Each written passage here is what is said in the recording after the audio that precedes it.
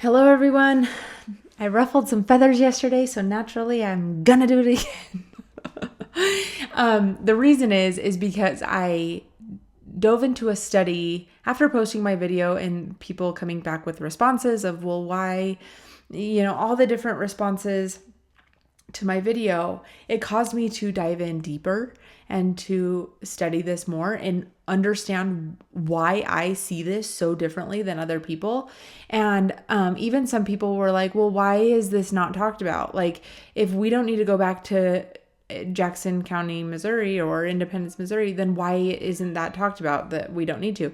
And actually, it is talked about. It's actually talked about quite a bit. And I found so many quotes basically saying, like, we don't need to migrate. And I thought me sharing one quote would be sufficient for people who are like, oh no, we have to, like, we're going to go back. And it's just like, so I found a lot of quotes that I want to share.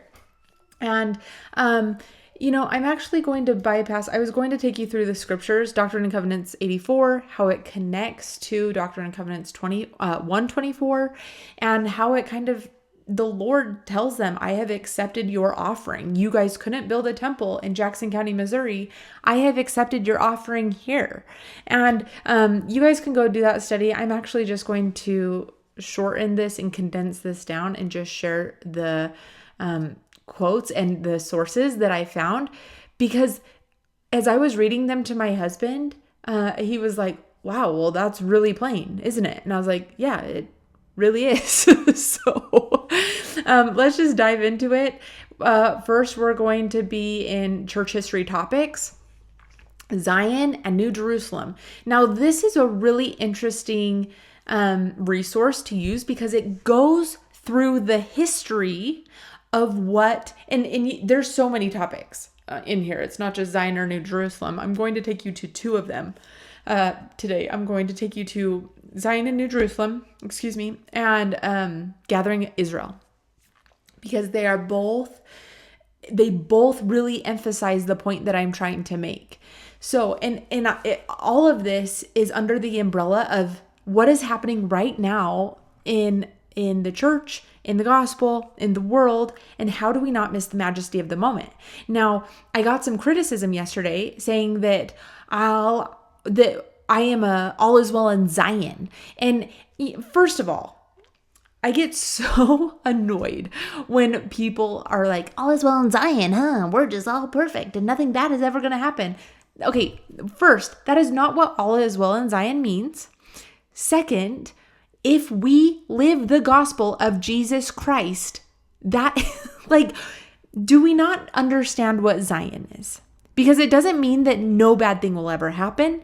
It means that we will choose, and we have chosen to follow Jesus Christ and strive to live as he would have us live. Okay? That's my soapbox. I'm going to step it off of it now. Okay. This church history topics. This is so good. I don't want to read necessarily all of it, but it goes through the history of it. So it says Zion and New Jerusalem both appear in the Bible. Old Testament is usually, in the Old Testament, Zion is typically a synonym for New Jerusalem with its Temple Mount. The city of Jerusalem, So Zion is typically a synonym for the city of Jerusalem with its Temple Mount. That is so important to know. And we're going to dive into the doctrine just a little bit more. Okay. So then it says, as part of this new creation, a city of God referred to as New Jerusalem would come down out of heaven. We know this, okay? So I'm going to skip just a little bit. So you guys can go and read the background. This is what I want to focus on. So it says early efforts to build Zion. In 1831, Joseph Smith received revelation that the site for the city of Zion would be near the town of Independence in Jackson County, Missouri. Bishop Edward Partridge began to purchase lands in the area to help settle new members as they arrived. In summer of 1833, Joseph Smith and his counselors in the first presidency sought divine guidance as they drafted a plan for the city, which included a grid of roads and 24 civic and church structures, all consecrated as temples for different purposes. Now, again, remember, they did not know what temples meant then. They didn't know. The endowment, the temple endowment had not yet been revealed. So these temples had different purposes. Now we would not say that a printing press is a temple today, right? So anyway, just interesting. It's just interesting to know the history and the order of things that happened. Okay. Likewise, and sorry that I'm kind of going down this tangent, but there's so many thoughts that have came to my mind as I've thought about this, because people, we had those 24 temples, right? But again, the word for temple was not yet, it's very different than what God was revealing, right? Or that would be revealed as a temple.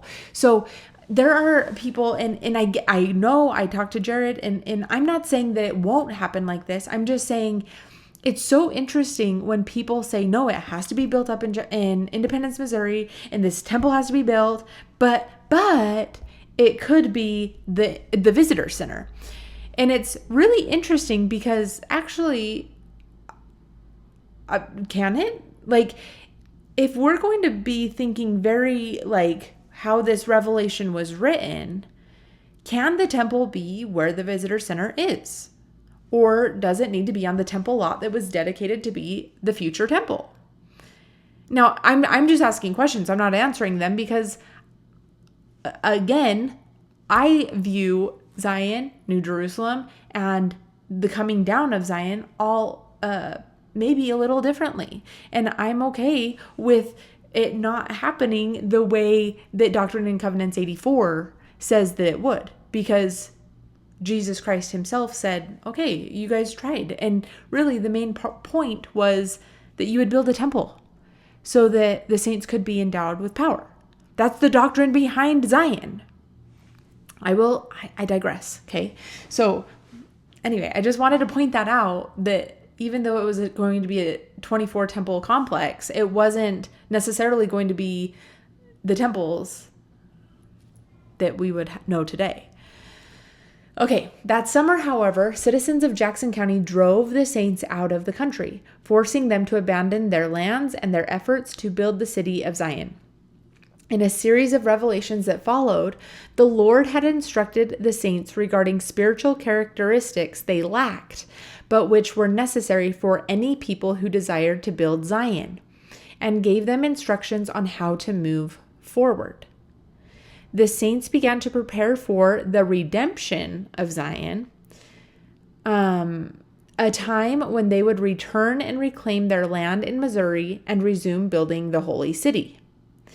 So they got kicked out, and then they started trying to redeem it, to go back. An unfolding understanding. So this is the next section. The saints' attempt to redeem Zion included appeals to the United States legal system. It did not result in the acknowledgement of their rights or in an immediate return to Jackson County. In a January 1841 revelation regarding the failed attempt to build a temple-centered Zion in Jackson County, the Lord explained, quote, "It behooveth me to require that work no more, but to accept their offering." Okay, that's what we've been talking about. So that was in that quote. It was footnote 10. Anyway, it said Revelation 19th of January, 1841, and that's Doctrine and Covenants 124. So the Lord accepted their offering. Now, I think about that with, you look at temples that have started to be built or have plans to be built, and the city won't allow that to be built. And I imagine this is somewhat like that, where they try and they do everything they can. And then the Lord might just eventually say, you know what? Let's move it and let's call it good. Like, you guys tried. I really wanted my temple there, but you know what? That happened with Tooele, actually. I think the Tooele temple. It's not called the Tooele temple anymore. It's called, like, I don't know, desert something. Anyway, so anyway, it's just interesting because people have their agency, and what's the Lord going to do? They tried, and the Lord decided to accept their offering. The same revelation commanded the saints to build a temple in Nauvoo, Illinois, and establish a city as a new place of gathering. In Nauvoo, Joseph Smith taught that Zion, quote, consisted of all North and South America, adding that in one sense, any place where the saints gather is Zion. Now, I could show you quotes where it seems like Zion has expanded, because there's quotes from, and I read them yesterday, from President Nelson and President Kimball, where it talks about Zion is in Korea for the Korean saints and is in Africa for the African saints. So, North and South America and beyond, because it's filling the whole world.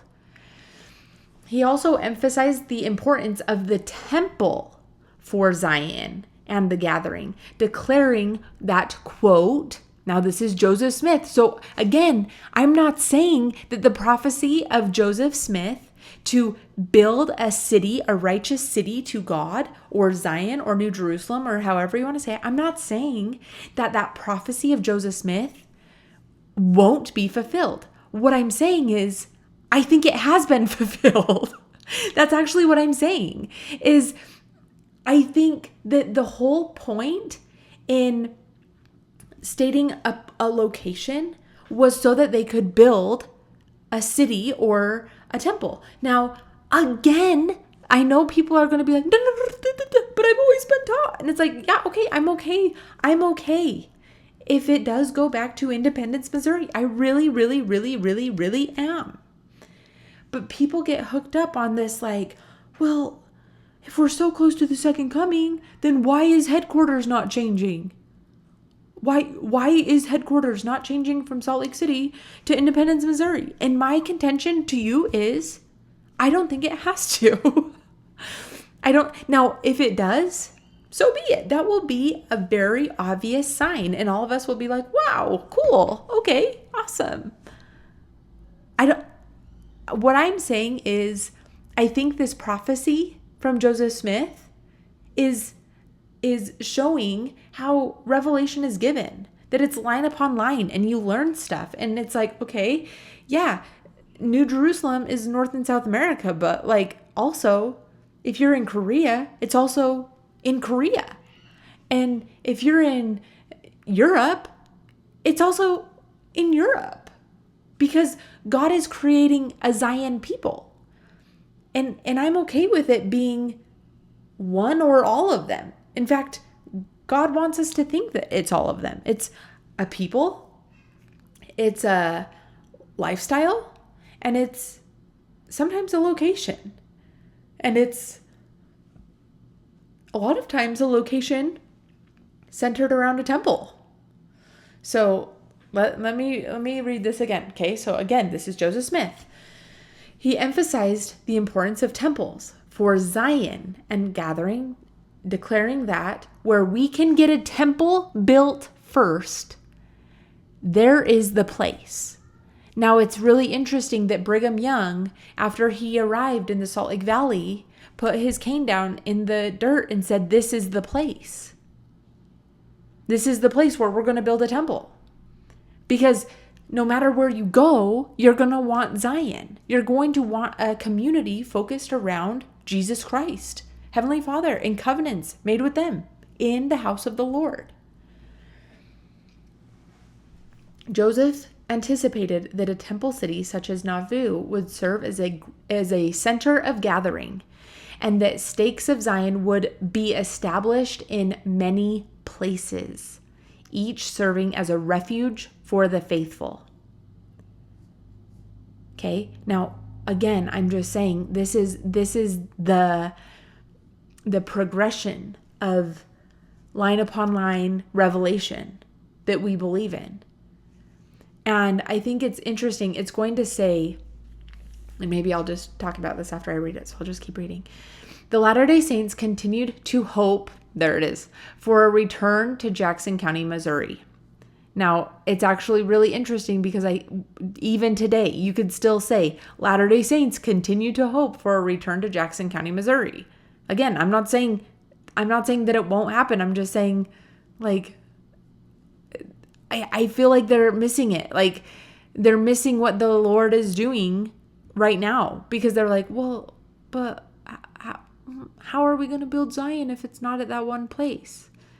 And the prophets are saying, let's see what the prophets are saying. I'll read it. I won't put words in their mouth. I'll read it. At the same time, church leaders such as Brigham Young taught the importance of building Zion wherever the saints were.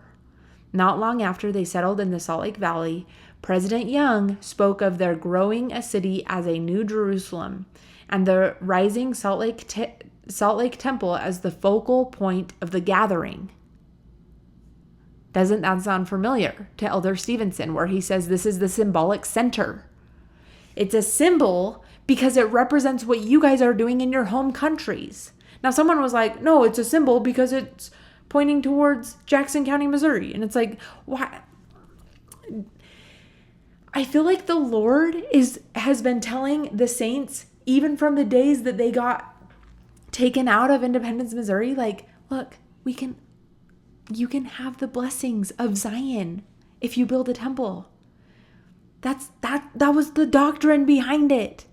It wasn't ever, it's like when little kids, when you move from like a home that they were raised in, they're like, but I just want to go home. And it's like, yeah, well, we moved homes. Like, this is your home now. And they're like, no, I just want to go home. And they're like, that's their home, And it's like, I'm not faulting anyone. I'm not faulting the early saints for wanting to go back, but it's like God has actually provided peace and safety in what then started, like Utah. They actually received the peace and safety that they were seeking for so long. And likewise, living within our covenants gives us that peace and safety. Okay, I'm going to continue reading. Because I don't want people to be like, oh, this is Caitlin's opinion. Like, this is all on the Gospel Library app, you guys. This is available to anyone. And I love that it just takes you through the history. So now we're in the 1950s and the 1960s. Now, a lot of people on my channel are like, well, why haven't they talked about redeeming Zion? Or why haven't they talked about going back to Jackson County? Or if it is building stakes of Zion, why don't they talk about it? And I just want to say, like, but they are talking about it. Every time they mention Zion, do we realize what they're saying? Because it's always like, build Zion where you are, lift where you stand, kind of thing. So here it says, in the 1950s and 1960s, the church began to establish stakes of Zion in many locations around the world. Describing this effort, Elder Spencer W. Kimball explained that the First Presidency and the 12 see great wisdom in multiple Zions. This is a quote from Spencer W. Kimball.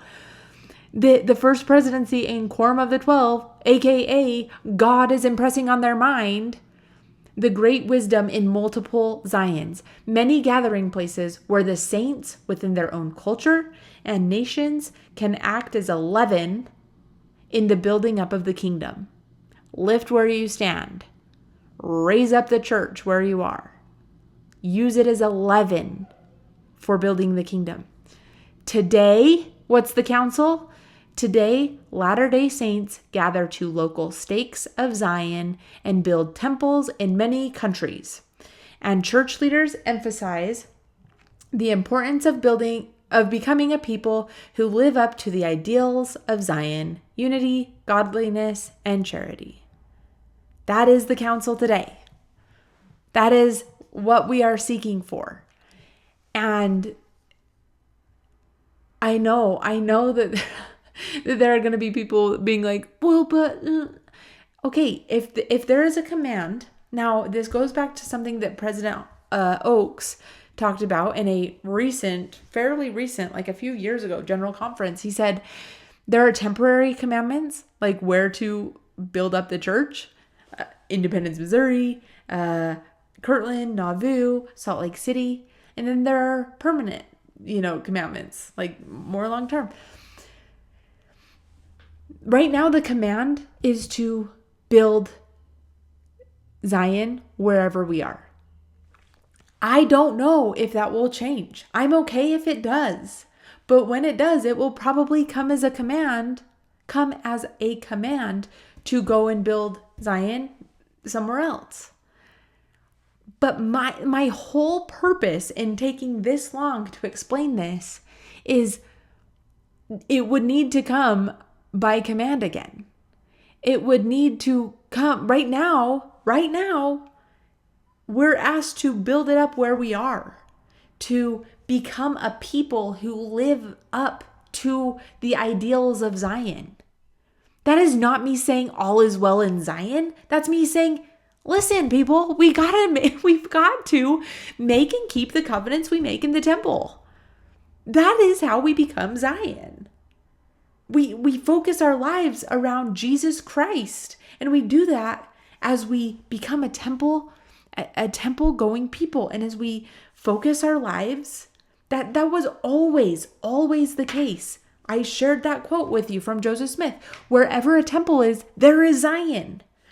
Okay. Again, I'm not trying to like fight this issue. I don't necessarily care if I'm right or wrong.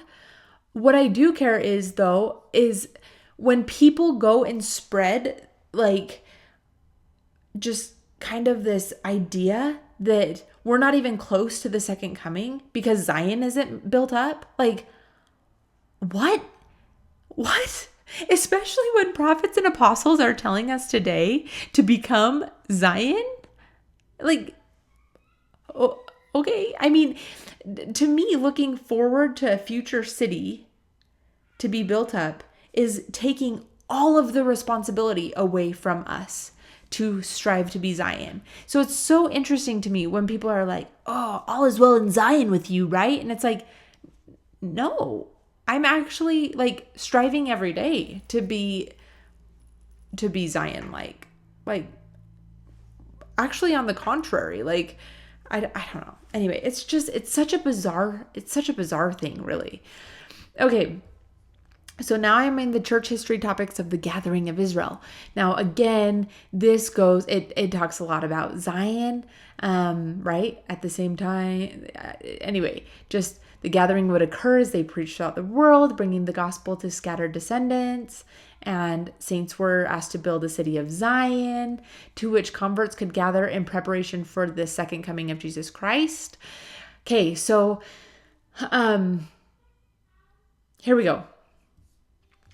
I didn't want to read all this. It's very similar, okay? Within months of the organization of the church in 1830, a revelation to Joseph Smith instructed newly baptized members to leave their homes and gather into one place upon the face of this land.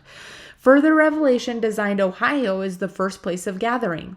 While believers flocked to Kirtland, Ohio, a revelation to Joseph Smith identified an area near the village of Independence in Jackson County, Missouri, as the place to begin building the city of Zion. The saints were expelled from the county in 1833, preventing them from building the promised city, but they continued to establish settlements in surrounding counties to which converts could gather. The gathering gained further impetus. I don't like when there's words I don't know. In April 1836, when the Old Testament prophet Moses appeared to Joseph Smith and Oliver Cowdery in Kirtland Temple and gave them the keys of the gathering. of Israel from the 4 parts of the earth, and the leading of the 10 tribes of the land north. Apostles Heber C. Kimball and Orson Hyde were soon called to England, establishing the church's first overseas mission.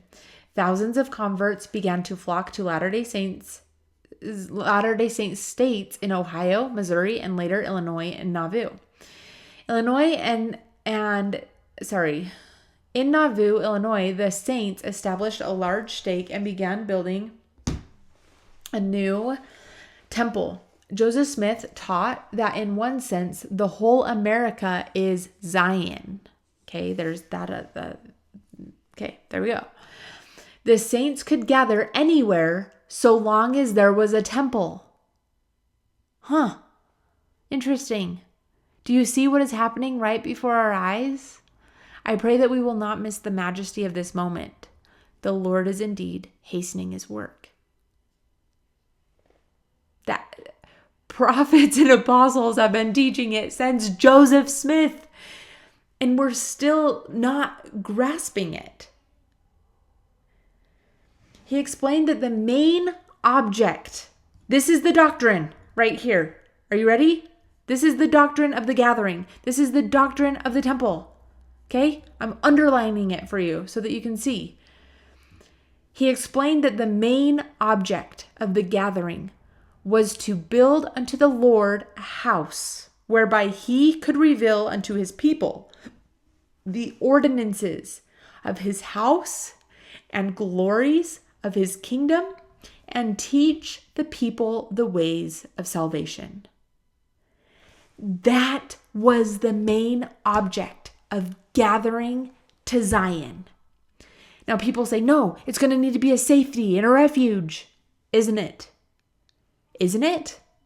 Isn't our covenants and the kingdom of God and the things that we learn in the temple that Jesus Christ atoned for us and that we make covenants that bind us with him, does that not bring protection?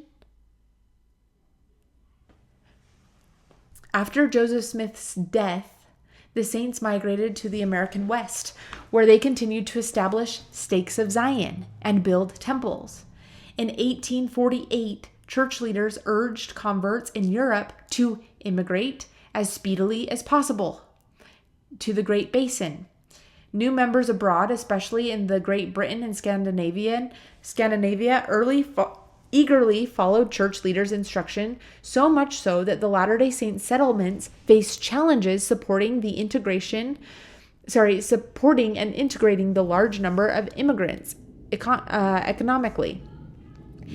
In the missions, the constant flow of converts away from local branches towards the stakes in Utah made proselyting efforts more difficult. So what it's saying is outside of the United States, okay, in these areas where people were immigrating, the converts would then move and immigrate to Utah, which took away it took away those faithful saints who then could spread the message more like horizontally, right? Towards their family and friends. So it says that the converts away from the local branches towards the stakes in Utah made proselyting efforts more difficult. Finally, in 1887, United States anti-polygamy legislation disincorporated the church perpetual immigration funds, limiting the church's ability to aid immigration in the way it had since 1849. It goes on to say, church leaders in the 1890s began encouraging new members to remain in their homelands. In 1894, for instance, the First Presidency and Quorum of the 12 Apostles decided that members far from Utah should not be encouraged to immigrate until they are firmly grounded in the religion by labor and experience, and that those who are already financially well employed should not be encouraged to immigrate to this place where labor is so scarce. This shouldn't come, this part should not come as a surprise to us. I hope that people understand that, yeah, Zion is where you are. I just don't know why there's there's this disconnect of like, yeah, Zion's where we are, but like one day, like, it's just, like, to me, it's just discounting all the work and effort and love that God is pouring out on his people of all people to be like, yeah, this is like a little building of Zion, but like one day there's going to be like a big, huge, grand sign that we're building Zion. But it's like, you do realize, like, I do hope people realize that if they were to build a Zion in New Jerusalem, most people would not get to go enjoy it. You want to know why? Because there's no room.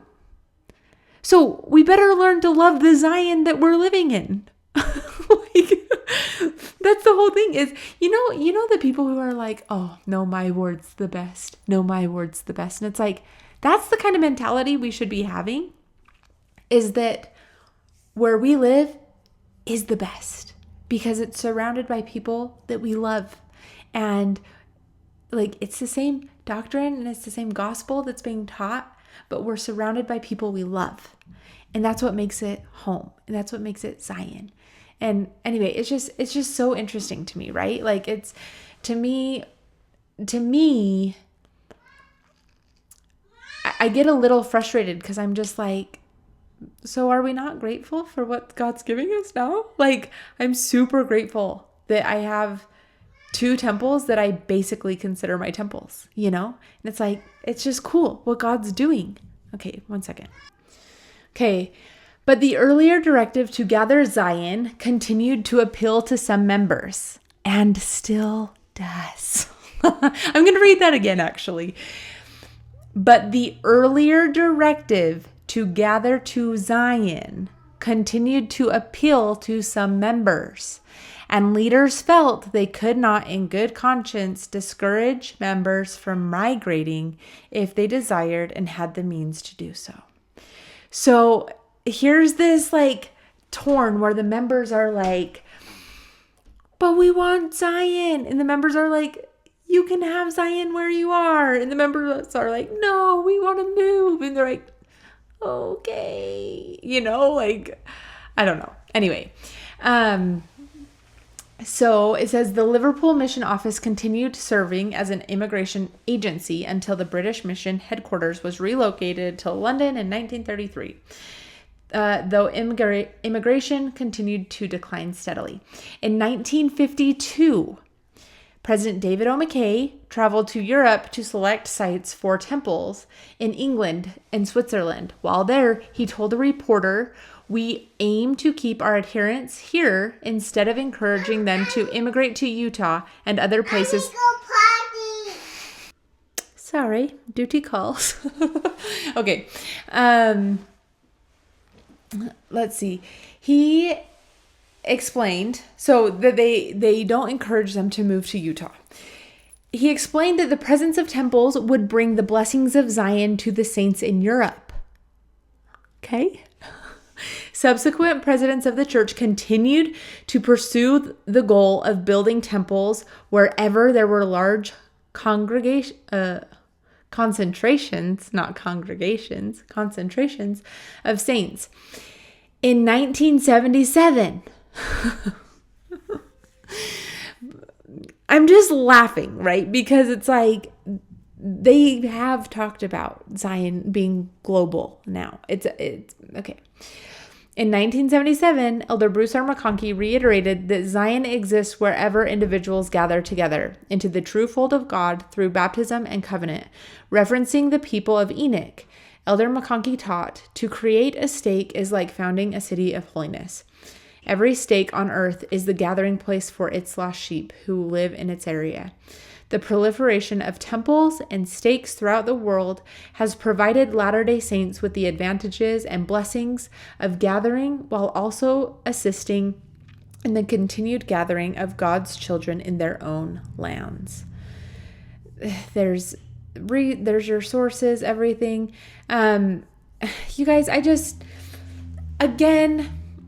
100% not opposed to, if like I fully believe that one day there will be a temple on the temple lot in Jackson County, Missouri.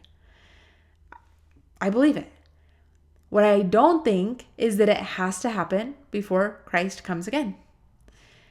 I don't think that that's like a prerequisite. I just really don't think it is. He wants us to become a people.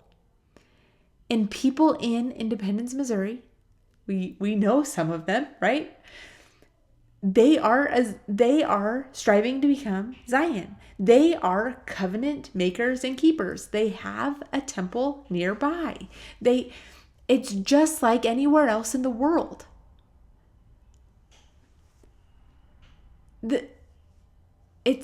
I think we're holding on to this because it wasn't removed from the scriptures, right? The call to go to independence. So I think when we read that, it refreshes in our mind, oh, well, we haven't. And I've recorded probably, I don't know, 10 videos of this trying to like talk about this. And I'm probably going to stick with this one. So I'll redo my tent imagery in this one.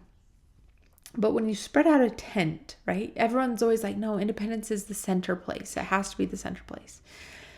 And when you spread out a tent, you clear the area of land and you know where that door is going to be and everything.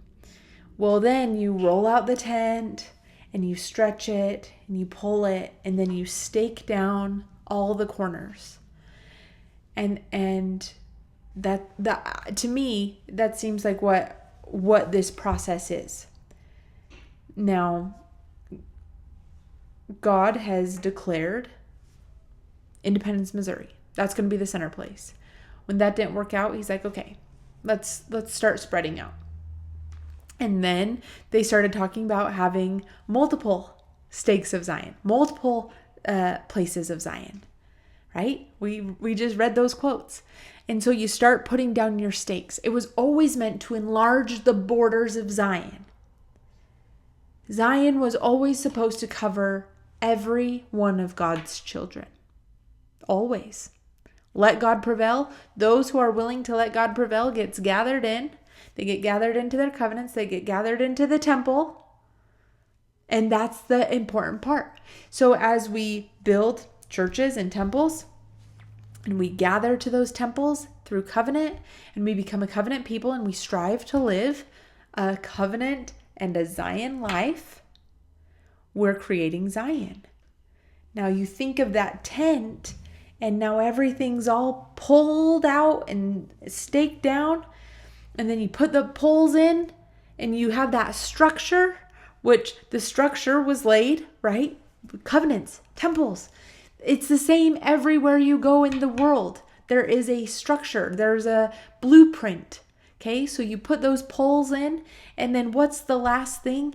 You put the poles and you hook them up, and then what happens? Those poles, they pop up, and you have at the very center, sometimes in a tent, right? Sometimes you need this. You have that center pole, the center stake, if you will. The center place where the tent is at its peak, right? If you will. Now, I think that God has created his kingdom on the earth, and it's bigger than just one location. In fact, without all four corners of that tent, or however many corners, right? It's covering the world. Without all of them, and that's a perfect, you have 4 quarters that God promised he will gather together the 4 quarters of the earth. So you have these 4 corners of this tent staked down. And without those, that center place, it doesn't matter, because without those staked down and without the framework of the tent, it's not going to stand. And we need it all. We need all saints everywhere who want to be Zion and follow Christ. I hope this made sense to you. I hope that you can see. Now, again, I just want to say, I just want to say again, I started it, I'll end it. Again, I'm not saying that Independence, Missouri is not important. I'm not saying that at all. But I don't want us to become like the Jews who didn't see the majesty of the moment that they were living in. That knew the scriptures, but didn't recognize Christ because they thought it would look differently. I've talked about this. I feel like I come on my channel and I talk about this all the time. And I hope it's useful and it doesn't just drive people crazy and drive people away. But really, to me, the point that I'm making is we could be, now again, I don't know when the Lord is going to come. But as far as I'm concerned, the prophecy to build Zion, to build New Jerusalem, is here. We're seeing it unfold before our eyes. And to me, that's more exciting, to live in the moment and to see what the Lord is doing for all his people, than to be like, oh yeah, one day there's this mysterious city that's going to be built up and everyone's going to know that it's the city of Zion. And it's just like, it's mysterious, but like, what about now? Do we just like refuse to see what's happening now because it doesn't feel as exciting as like a huge announcement to move headquarters over? But like, do we understand that like if it is the call to build Zion everywhere, which actually is a bigger task, I think, but it's actually happening right now. Like, that's actually in the process right now, is building up temples all throughout the world. It's just, anyway, I could talk about it until I'm blue in the face. Obviously, this probably isn't going to change a lot of people's opinions. Even though I've gone through the Gospel Library app, there are so many other quotes. Honestly, like, I didn't even get to this one. Sisters in Zion from October 2020. There is a footnote down here that is Bruce R. McConkie. You can't see it. Building Zion, September 1977. So he says this: the gathering of Israel and its budding of Zion in the last days occurs in stages. The early part of this work, which involved gathering to the United States and building stakes of Zion in North America, has already been accomplished. Why am I just saying this 50 minutes into the... Okay, it's fine. We are now engaged in the gathering of Israel within the various nations of the earth, and of establishing stakes of Zion at the remote parts of the earth. This is the work that is now going forward in all of the nations, which South America, and of which I shall now speak. So the work, the early part of this work of gathering to the United States and building stakes of Zion here is accomplished. It's done. It's over. Now it's going outward. I shall speak of the manner of which the Lord will build up Zion, the manner in which the Lord is having mercy upon Zion, and the part we are expected to play in the building of Zion. As is clear from the inspired account, Zion shall be built up. She shall obtain that perfection and glory which is hers. When the Lord appears in his glory, she shall then become as she once was. This will be during the millennium, when the restoration of all things is completed. Zion shall be perfected after the second coming of Christ. That's interesting, isn't it? But in the meantime, and as of now, the Lord has laid upon us the responsibility to lay the foundation for that which is to be. We have been commissioned to prepare a people for the second coming of the Son of Man. We have been called to preach the gospel to every nation, kindred, tongue, and people. We have been commanded to lay the foundations of Zion and to get all things ready for the return of him who shall again crown the holy city with his presence and glory. Our call to all men everywhere is come to Zion, and within her walls rejoice. There's so much. I've been talking for an hour. My kids need me, but there is so much, and it's like you too can search these things and figure out. Now, I will say there is plenty about Independence, Missouri. If your heart is set on going back to Independence, Missouri, there's plenty of it.